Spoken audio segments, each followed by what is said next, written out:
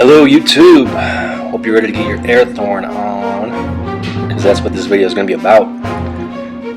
So my overall opinion is Arathorn, he's a decent warrior. He doesn't really excel at a whole lot, but he's also not the worst guardian, and that's a fact. What's kind of special about Arathorn is he's got some pretty good abilities. You can turn him into an AP character, or an AP guardian I should say, or what I like to do is run attack speed or damage, maybe mix in some critical damage because of it passive, but pretty much that's kind of an advantage I think for Arathorn at least. You can play him different ways, which makes him overall a pretty good guardian.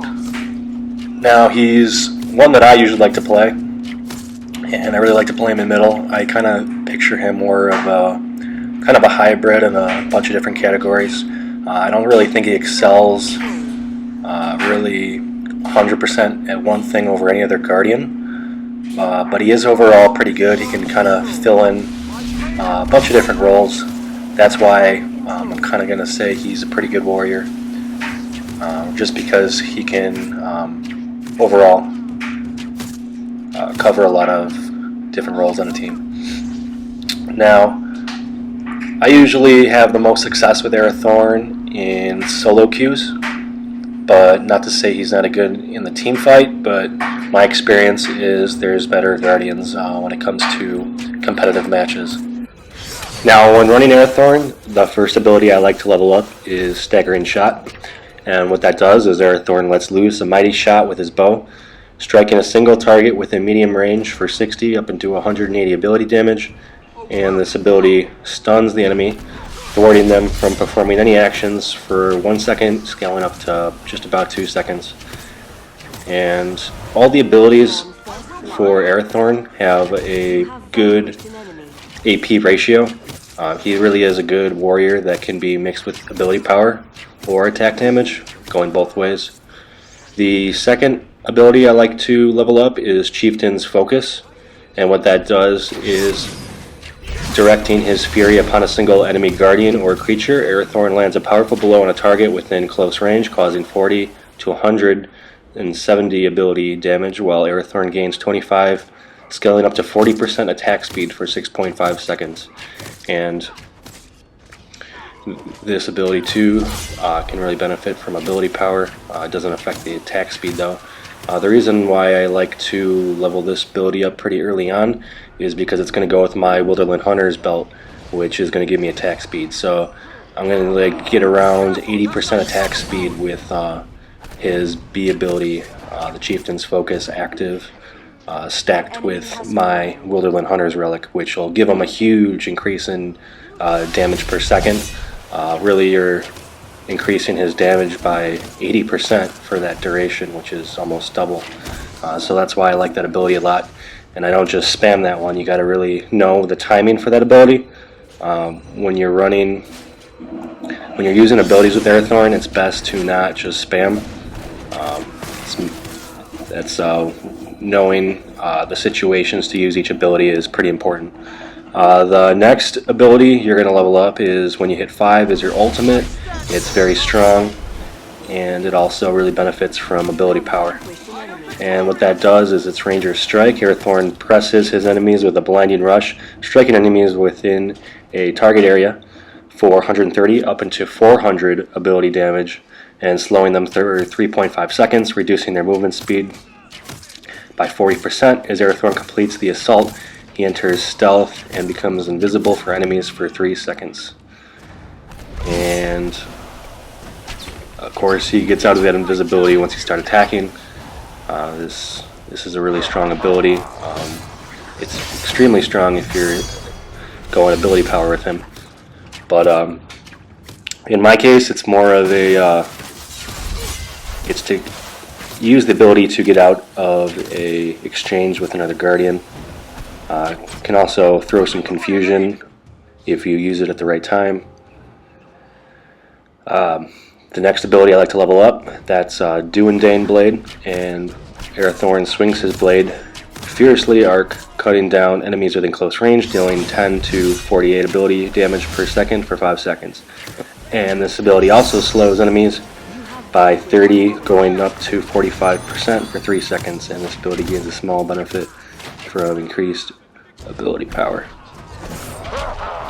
Now what's interesting is if you use your Ranger Strike ability, which is your ultimate, reduces the enemy's movement speed by 40%, and then if you hit your Dunedane's blade, it's going to reduce the enemy's slow speed by 45 stacked on top of that, so you could be slowing an enemy down for 85%, so it's almost like a root. Not quite, unfortunately, but it can be kind of close, so if you have a bunch of enemies grouped up together, it will target multiple enemies, which is kind of interesting in a group fight situation. The only downside with Arathorn's abilities and even his basic attacks is he has to get close to the enemy before he can use these abilities. And he doesn't have just as long of a range as the other range strikers.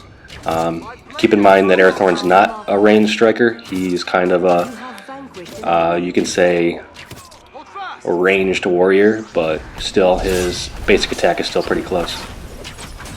Now as far as my loadout, you can see I have Wilderness Hunter's Relic. That's out first. Really get a big damage boost once that unlocks at level 8. And then the second and last relic that I have is White Tree Relic, and what that does is your basic attack, you deal +1 damage for each 1% health you're missing. So when you get around 50% health, you're adding 50 basic attack damage, which is really a lot, especially when you get the crits off with Arathorn. Increasing anybody's basic by anything more than 15 or 20 really does a lot. Now, as far as Wilderness Hunters, I'm sure most of you are familiar with that by now. When there's no guardian around you, so basically this belt used to have conditions where you had to be a certain distance, so it wouldn't work if you were like a melee striker or melee warrior. It only worked with the ranged characters, but they since changed that.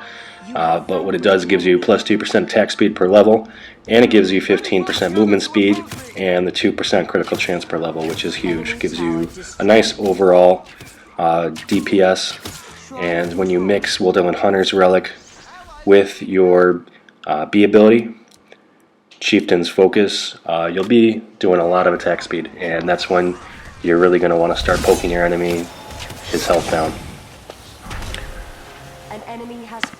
Now, talking about Arathorn's passive and other loadouts, what Arathorn's passive is Wield the Might of the Dunedain. Arathorn strikes enemy soldiers, guardians, and creatures with a critical hit upon every 10th successful basic attack. He is also faster overall compared to the other ranged attackers, but his movement speed is really not too different. Keely's just slightly a little bit slower, but at the time when Arathorn came out, he was one of the original Guardians. Keely was a DLC Guardian, so don't really see big benefit in there. They could have boosted his attacks or his movement speed a little bit faster. It would be nice. One thing I don't like about Arathorn, as much as I do like playing him, and I'm not going to diss him as a warrior, I just find him awkward sometimes with his abilities, but he's almost like a ranged striker, in that obviously he has his ranged attack. He's got some abilities like his invisibility and his slow and his stun, kind of like Keely, but what he really lacks is an escape.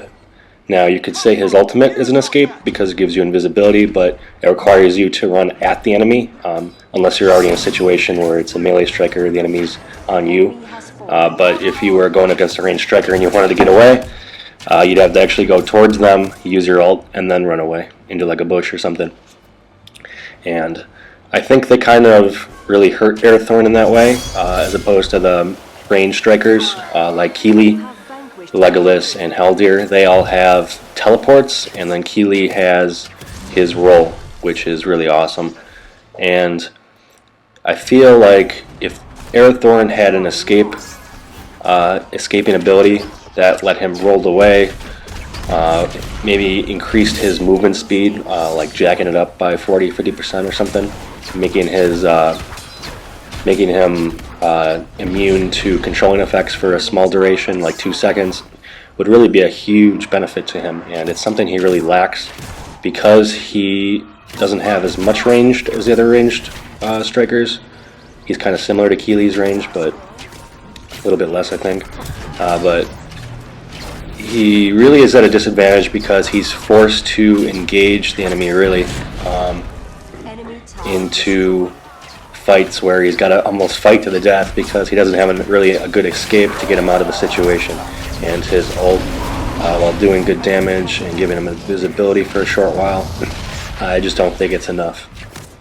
He does have his X ability that lets him slow enemies down, but the problem with that is, a lot of enemies have roots, a lot of enemies some enemies can teleport, can clear controlling effects, and so it's really not that useful for getting him out of situations. It's really a lot better. He really has better abilities, more of a jungler, because he does has the slow, he does have the stun, and then he does also have the other slow on his ultimate. So I'm kind of going to say that he's an anti-initiator almost because of his stun. He's got slowing abilities that will slow enemies down when they come into fights, but he really has low max health, and that just doesn't work with him when he has no escape. The one thing he will have is some resistance, and I give him 2 basic attack gems for the ends of my white tree belt, which will give him about 38 basic attack resistance, but still, I think the biggest disadvantage for him is just lacking an escape. Other than that, I would say Arathorn's a very good warrior. I never have problems with his damage. I like to run him with ability power too, and this won't be the only Arathorn video. I'm going to have part 2s for each Guardian, but that's kind of my take on Arathorn. So I'm going to apologize a little bit for the end of this video because I kind of wander off from my teammates. They finished the last tower without me while I'm kind of just wandering down here and don't really know why exactly it was I went down here. I wanted some movement speed, it looks like, but I just wanted to. It's kind of weird when you're not by your team at the end of the match, but I will have another video. I want to show Arathorn with ability power because he has very strong abilities that do benefit very well with increased ability power. So I'll have that and a more in-depth talk about Arathorn in general, as well as other Guardians coming up shortly. So thank you guys for watching, and please subscribe. Tell other people about my channel. I'd like to get some more subscribers, a little bit better view counts on my videos if I could, and I can do that with your help. So thanks.